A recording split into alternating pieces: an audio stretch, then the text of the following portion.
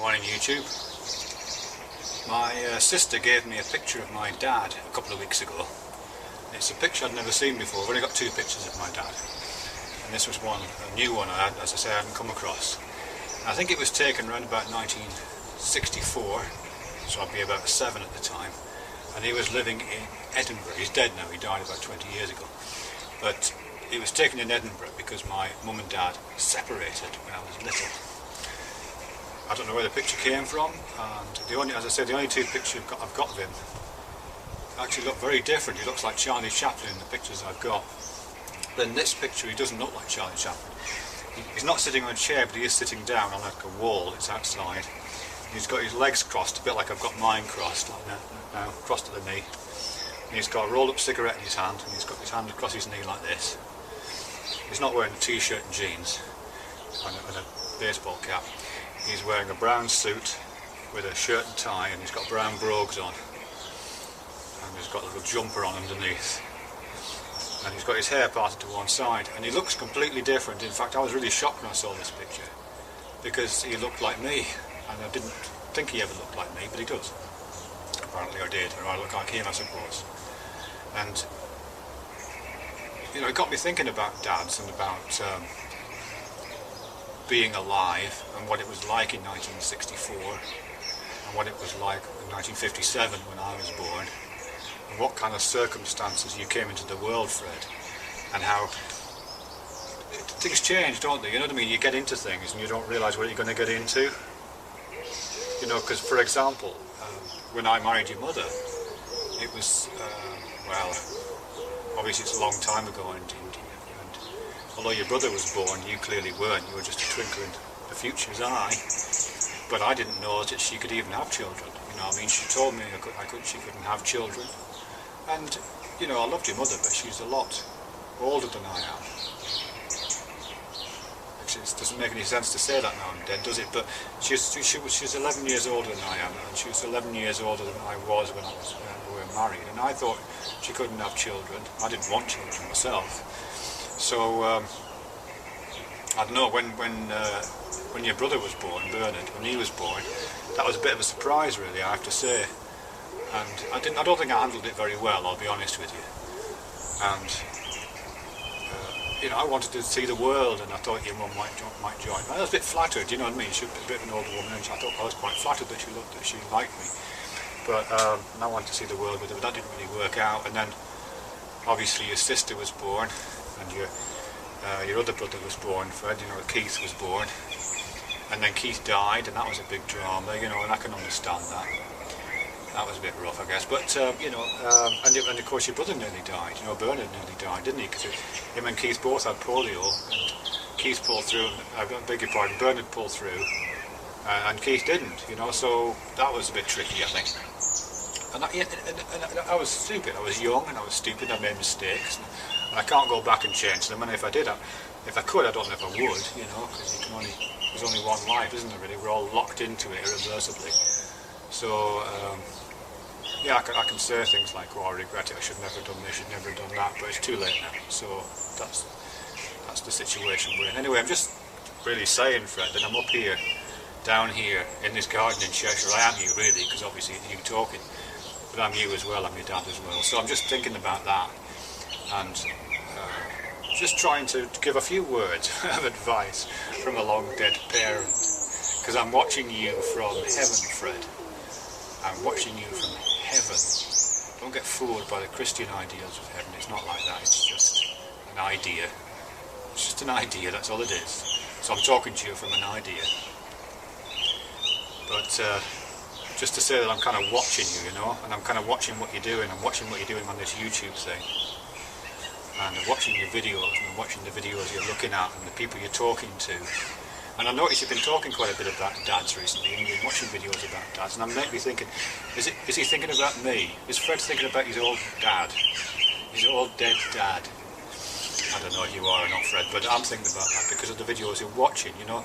Because you watched this video by this guy called TJ, and it was about Fred's dad, Fred's new dad. I must say, I looked at that and I thought, I don't understand YouTube, but when I thought that, I thought you were going to watch a video of I thought your mum, I got confused, I'll be honest with you. I thought your mum must have got married again and you were watching a video of your stepdad, you know, that kind of thing, but it wasn't. It wasn't you on the video, it was this little chap, I don't know who he was. But that was confusing. But you watched that, didn't you? And then you were talking to somebody else, somebody called Gary, and you seemed to be his dad, but I don't think you are his dad. I think he's just somebody you know on YouTube, a friend of yours on YouTube.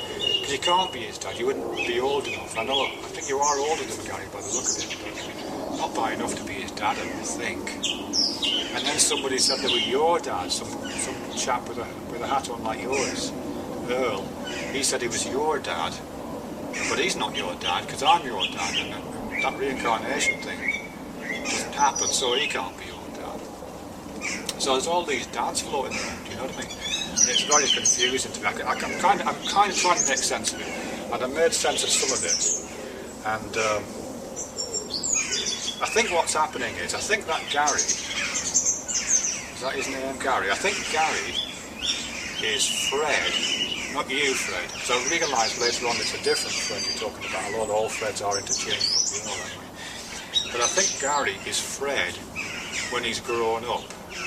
You know, I think there's been like a time slip there, and this chap Fred is a bit like you actually. This Fred Ficklehorn, I think he's called, with his squeaky voice.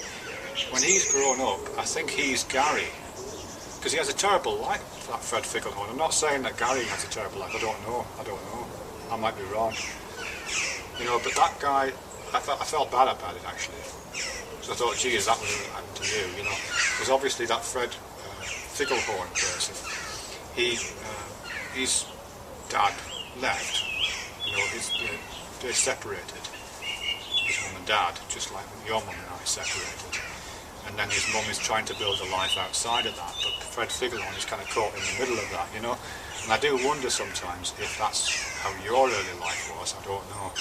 Because I know it was crap, all that, you know, when we separated. I'm sorry about burning all the toys and stuff. I'm sorry about knocking your mum about and all of that, really. I'm just sorry about that, you know. But you can't go back. But anyway, this Fred Ficklehorn chap, I do wonder, because of that kind of life, you know, I could easily see how you could come out with that kind of life and be a kind of a person that Gary is, you know. In fact, I sometimes think, you should think this. If you're Fred, you should think this. If you're Gary, you should think this. That if Gary ever wanted to make a lot of money on YouTube and get a lot of people watching him, he should do like a Fred Grows Up channel, you know, where he just does exactly what he's doing now, talking all those things about not having children. I can sympathise with that. I should probably never have had you, to be honest. But sorry about that, it's just true, you know. I could have gone to Rome like I always wanted to. But anyway, I think that Gary should maybe do exactly what he does right now, but just throw in occasional references to his moment and to call himself Fred, so it's like Fred Ficklehorn grows up. That makes pathological sense, I think. Anyway, yeah. I don't want, it doesn't matter. Anyway, Earl's talking to you. Earl is your dad. I'm confused, I'm really confused. Because Earl is your dad, and like he's right, he kind of is in a way. You know what I mean? Because this idea that we're all separate people is a bit of a myth, you know.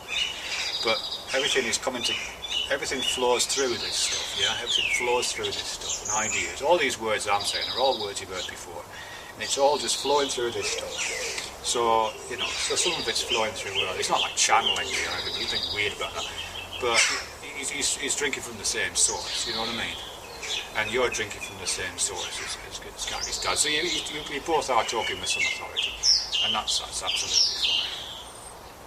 fine. Anyway, yeah, so I can see there's a triangle of dads there, really. A Fred growing up. Poor little squeaky voiced Fred. Yeah, poor little squeaky voiced Fred. And then that TJ, who is Fred, isn't it? TJ is Fred, is that right? And then Earl is your dad, and Gary is your son. And your granddad was called Fred as well, you know that, don't you? Freddie's like every man. Every man is Fred. And everything is you.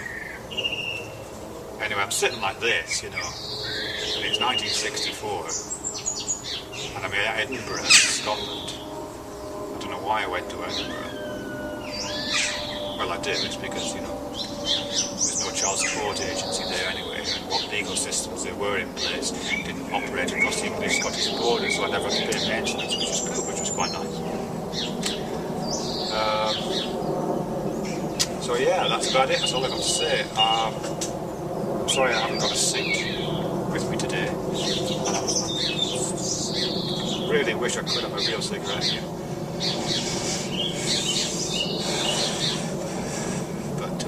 So I'm sitting like this with my legs crossed to the knee.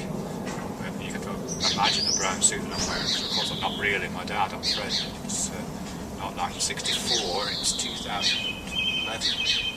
And I'm in the garden in England, not sitting on a wall in Scotland. So yeah, bye.